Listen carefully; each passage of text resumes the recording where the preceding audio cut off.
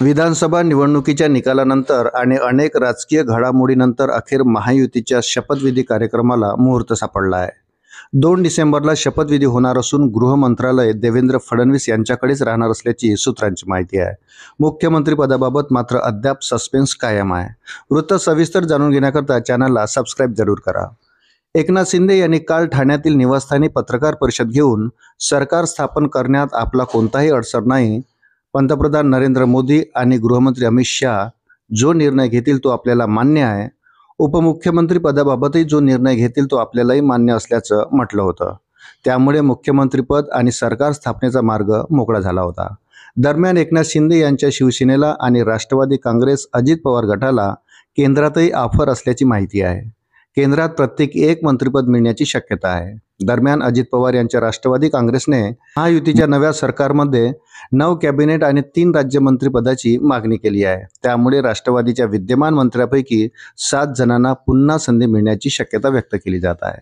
तसंच राष्ट्रवादी काँग्रेसकडून त्यावेळी युवा चेहऱ्यांना संधी दिली जाऊ शकते असंही सूत्रांनी सांगितलं आहे. एकनाथ शिंदे यांना केंद्रात मंत्रिपदाची ऑफर देण्यात आली आहे, तर श्रीकांत शिंदे यांना उपमुख्यमंत्रीपद देण्यात येणार असल्याची चर्चा आहे.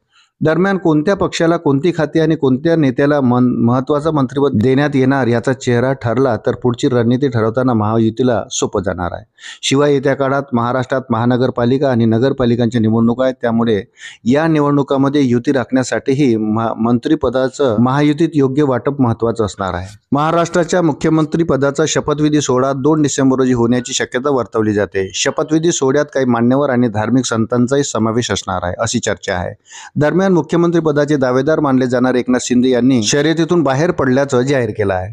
सरकार स्थापनेच्या तयारीत असतानाच एकनाथ शिंदे यांनी त्यांचा मुलगा श्रीकांत शिंदे यांना नव्यानं स्थापन होणाऱ्या मंत्रिमंडळात उपमुख्यमंत्री म्हणून नियुक्त करावे अशी विनंती केल्याची चर्चा आहे. जर मुख्यमंत्रीपद नाही मिळालं तर महायुती सरकारचा निमंत्रक म्हणून जबाबदारी द्यावी. शिवाय खासदार श्रीकांत शिंदे यांना नव्या सरकारमध्ये उपमुख्यमंत्रीपद द्यावे असा प्रस्ताव एकनाथ शिंदे यांनी भाजपच्या वरिष्ठाकडे ठेवला आहे अशी सूत्रांची माहिती आहे.